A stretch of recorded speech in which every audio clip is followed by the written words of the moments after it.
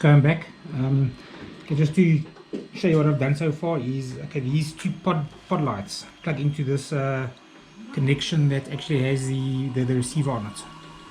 Okay, so like I said, I already in the previous one. Okay, what I've done in the meantime, I've drilled a hole through the front where the spotlight goes and fed the wire through, and I've hot glued it on the one side.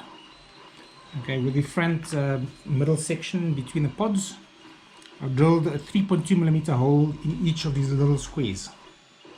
Then I fed the wire through from this side, and it actually squeezes in perfectly. So this isn't even glued in. I've glued the back end over there to hold it.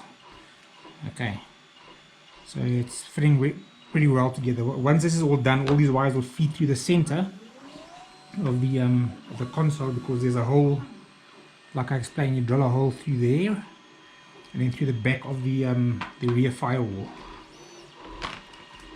So there's a hole over here as well. Okay, it comes out over there. So you basically feed through the square at the bottom, through the center, and then into your rear connection and battery pack. Okay, so what I'm going to do now is I'm going to do the dashboard. So I want to have all these wires ready, and then feed them all through, and then connect them on the back end. Okay, so once I've done that then I'll do the light bars. Okay, till the next one. Cheers.